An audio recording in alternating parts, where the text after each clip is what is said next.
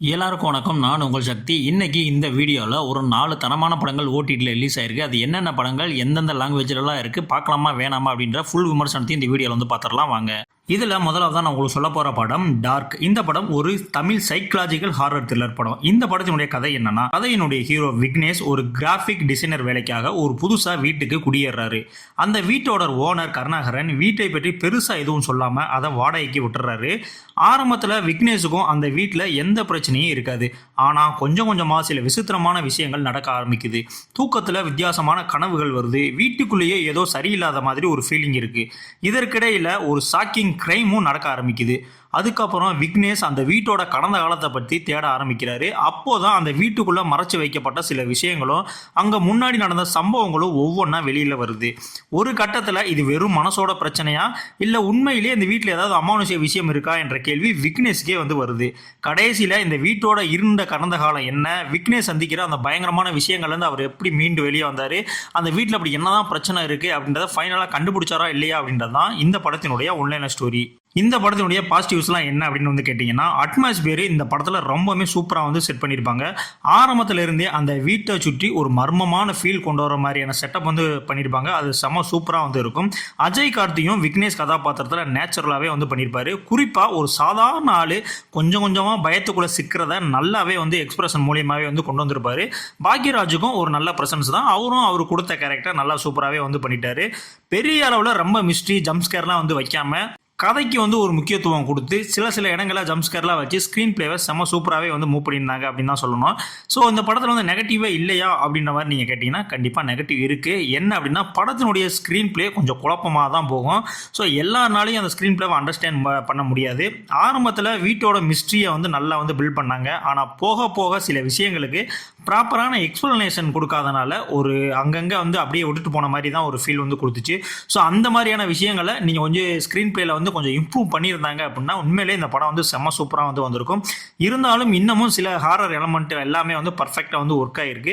என்னை பொறுத்த வரைக்கும் இந்த படம் ஓடிடியில் நீங்கள் பார்க்கறதுக்கு ஒரு தகுதியான ஒரு படம் தான்.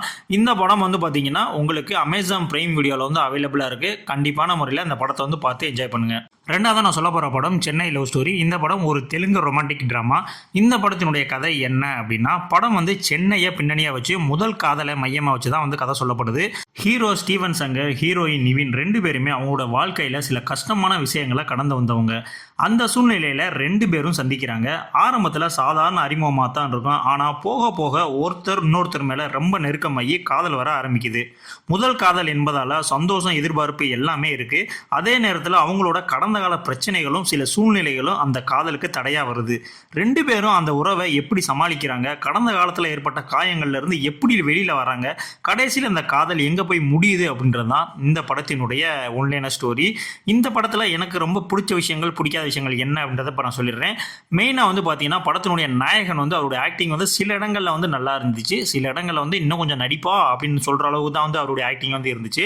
மற்றபடி கௌரி பிரியா அவருடைய ஆக்டிங் வந்து பார்த்தீங்கன்னா ரொம்பவுமே வந்து உயிரோட்டமாக வந்து பண்ணியிருந்தாங்க. ஆக்சுவலாக அவங்க தான் தமிழில் லவ்வர் படத்தில் வந்து நடிச்சிருப்பாங்க. ஸோ அந்த படத்துலேயே வந்து சூப்பராக தான் வந்து பண்ணியிருந்தாங்க. அதுக்கு அடுத்தபடியாக வந்து பார்த்தீங்கன்னா 90s கிட்ஸினுடைய ஃபேவரட்னா மணி சர்மா அவர்கள் வந்து இந்த படத்துக்கு வந்து மியூசிக் போட்டிருக்காரு. பேக்ரவுண்ட் ஸ்கோர் எல்லாமே வந்து சூப்பராக தான் இருந்துச்சு. பட் பாடல்கள் எதுவுமே அந்த அளவுக்கு வந்து ஒட்டலை. அதை 90ஸ்லேயே ஆல்ரெடி போட்ட மியூசிக்கவே வந்து கொஞ்சம் அப்படியே மிக்சியில் போட்டு அரைச்சி போட்டால் இப்படி இருக்கும். ஸோ அந்த மாதிரியான ஒரு ஃபீலை தான் வந்து கொடுத்துருந்துச்சு. சினிமாட்டோகிராஃபியை பொறுத்த வரைக்கும் சென்னையை காட்டின விதங்கள் சூப்பராக வந்து காட்டியிருந்தாங்க. ஸோ அந்த மாதிரி விஷயங்கள் வந்து ரொம்பவுமே வந்து பாராட்டுக்குரியதாக இருந்துச்சு. மற்றபடி பார்த்தீங்கன்னா இந்த படம் கிட்டத்தட்ட 3 மணி நேரம் ஓடக்கூடிய ஒரு படங்க. அதை மட்டும் இப்பயே சொல்லிடுறேன். ஸோ செகண்ட் ஹாஃபுக்கு மேலே ஸ்க்ரீன் பிளே வந்து கொஞ்சம் லேக்கிங்காக தான் இருக்குது. ஸோ அந்த அளவுக்கு வந்து பரபரப்பாலாம் இல்லை. ஸோ ஒரு ரொமான்டிக்கான ஒரு படம் தான். ஸோ ரொமான்டிக் போர்ஷன்கள் எல்லாமே வந்து ஓரளவுக்கு வந்து ஒர்க் அவுட் ஆயிருந்துச்சு. பட் இருந்தாலும் பழைய நம்ம ரொமான்டிக் படங்கள்லாம் பார்த்துருப்போம்ல, ஸோ அதில் இருக்கக்கூடிய காட்சிகளே திரும்ப ரிப்பீட் ஆகிற மாதிரியான சில விஷயங்கள்லாம் இருக்குது. அது நீங்கள் படம் பாருங்கள். ஏன் சொல்கிறேன் அப்படின்றது வந்து உங்களுக்கே வந்து புரிய வரும். என்னை பொறுத்த வரைக்கும் இந்த படம் எந்த மாதிரியான ஒரு படம் அப்படின்னு கேட்டிங்கன்னா, ஒரு நார்மலான ஒரு ரொமான்டிக் ட்ராமா தான் இந்த படம். இந்த படம் ஆனால் எந்த விதத்துலையும் வந்து உங்களை வந்து ஏமாத்தாது. ஒன் டைம் ஒரு வாட்சபிளான ஒரு படம் தான். கண்டிப்பாக இந்த படத்தை வந்து நீங்கள் வந்து வாட்ச் பண்ணி பார்க்கலாம். இந்த படம் உங்களுக்கு சோனி லிவில் தமிழ் டப்பிங்லேயே வந்து அவைலபிளாக இருக்குது. ஸோ இந்த படத்தை வந்து நீங்கள் வந்து மிஸ் பண்ணிடாதீங்க.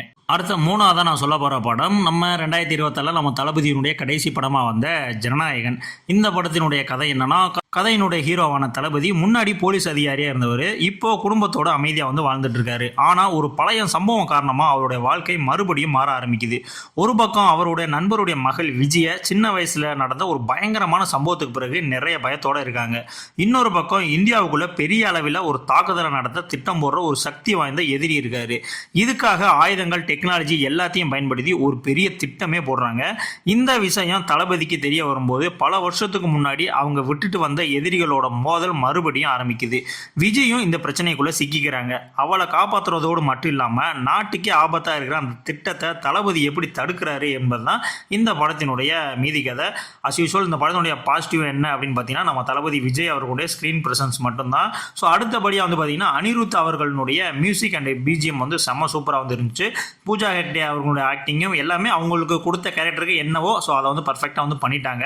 ஸோ தளபதி ரசிகர்களுக்கு ஏற்றவாறு அந்த ஒரு மாஸ் சீன்ஸு, அந்த ஸ்லோ மோஷன் சீன்ஸு எல்லாமே வந்து சூப்பராக வந்து கொடுத்துருந்தாங்க.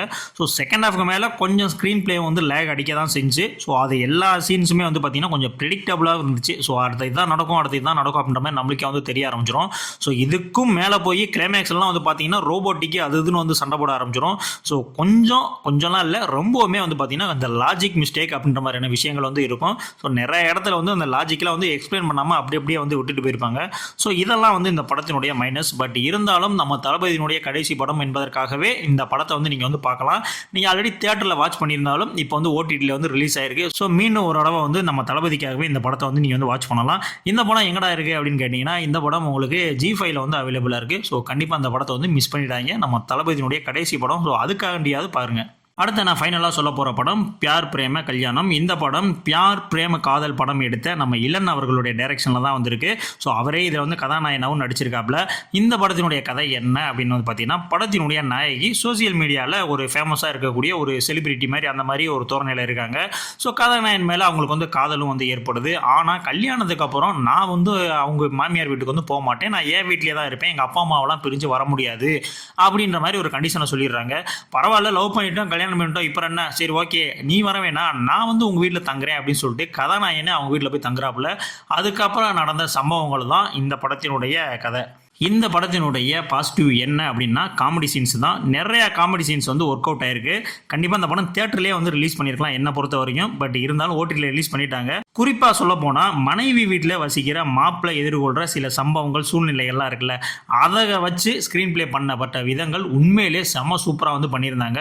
இது நிறைய பேருக்கு வந்து கனெக்டும் ஆகும். நீங்கள் படம் பார்த்த பிறகு உங்களுக்கே தெரியும் ஏன் அப்படி சொல்கிறேன் அப்படின்னு. அதுக்கு அடுத்தபடியாக வந்து பார்த்தீங்கன்னா சான்வி மேகனா அவர்களுடைய பெர்ஃபார்மன்ஸு இந்த படத்துக்கு உண்மையிலேயே உயிரோட்டமாக இருந்துச்சு. ரெண்டு பேருடைய ஆக்டிங்குமே. இளன் கூட சில இடங்களில் வந்து அந்த எக்ஸ்பிரஷன் இதெல்லாம் வந்து கொஞ்சம் டவுன் ஆச்சு. ஸோ ஓகே அவருடைய முதல் படம் என்பதால் கூட இருக்கலாம். பட் சான்வி மேகனா டோட்டலாக வந்து அந்த படத்தை வந்து ஒன் ஹேண்டில் வந்து தூக்கி சாப்பிட்டாங்க அப்படின்னு தான் சொல்லணும். அந்த அளவுக்கு சூப்பராகவே இருந்துச்சு. யுவன் அவர்களுடைய பேக்ரவுண்ட் ஸ்கோருமே வந்து பார்த்தீங்கன்னா அருமையாக வந்து பண்ணியிருந்தாங்க. நிறைய mass scenes, slow motion scenes, item song இந்த மாதிரி எதுவுமே வந்து இந்த படத்தில் வந்து எதிர்பார்த்துறாங்க. ஒரு ஜாலியான ஒரு காமெடி படம், ஃபேமிலிக்குள்ளே நடக்கக்கூடிய அந்த பிரச்சனைகள் அதை மையமாக வச்சு எழுதப்பட்ட படம் தான் வந்து இந்த படம். ஸோ இது வெறும் நகைச்சுவையான படமா அப்படின்னு கேட்டிங்கன்னா கிடையாது. கடைசி 30 நிமிஷம் பல எமோஷனலான விஷயங்கள், நம்ம சமூகத்துக்கு தேவையான பல விஷயங்கள், இந்த மாதிரி நிறைய விஷயங்களை எடுத்து சொல்லி அது கூட நகைச்சுவையும் சேர்த்து போட்டு தான் வந்து இந்த படத்தை வந்து எடுத்திருக்காங்க. என்னை பொறுத்த வரைக்கும் இந்த வீக்கெண்டில் நீங்கள் வந்து ஜாலியாக வந்து ஒரு படம் பார்க்கணும் அப்படின்னா கண்டிப்பாக வந்து இந்த பியார் பிரேம கல்யாணம் படம் வந்து பார்க்கலாம். உண்மையிலே சூப்பராக தாங்க இருக்கு. உண்மையிலே காமெடி சீன்ஸ் எல்லாமே வந்து எல்லா இடங்கள்லையுமே வந்து ஒர்க் அவுட் ஆயிருக்கு. கண்டிப்பாக இந்த படத்தை வந்து மிஸ் பண்ணிடாங்க. இந்த படம் உங்களுக்கு நெட்ஃப்ளிக்ஸ்லேயே வந்து அவைலபிளாக இருக்கு. ஸோ கண்டிப்பாக மிஸ் பண்ணாமல் வந்து பாருங்க. இந்த வீக்கெண்டில் இப்போ நான் சொன்ன அந்த 4 படங்களுமே நீங்கள் வந்து சோலோவாக வந்து அடிச்சு தூக்கலாம், பார்க்கலாம். ஸோ அந்த அளவுக்கு வந்து ஒரு ஒர்த்தான படம் தான். அந்த டார்க் படம் மட்டும்தான் கொஞ்சம் ஹாரர் ஜானலில் இருக்கும். மற்ற எல்லா படங்களுமே கொஞ்சம் ரொமான்டிக், மாஸ் அந்த மாதிரியான ஜானல் தான் உள்ள படங்கள் தான். ஸோ இந்த வாரம் ஓடிடியில் இந்த 4 படத்தை பார்த்து என்ஜாய் பண்ணுங்க. அடுத்த வாரம் ஓடிடியில் என்னென்ன படங்கள்லாம் வருது, அது எந்த ஓடிடியில் வருது, என்னைக்கு தேதியில் வருது, என்னென்ன லாங்குவேஜ்லாம் வருது, அது மாதிரி டீட்டெயிலாக நான் அடுத்த வாரம் வந்து உங்களுக்கு வந்து ஷேர் பண்ணுறேன்.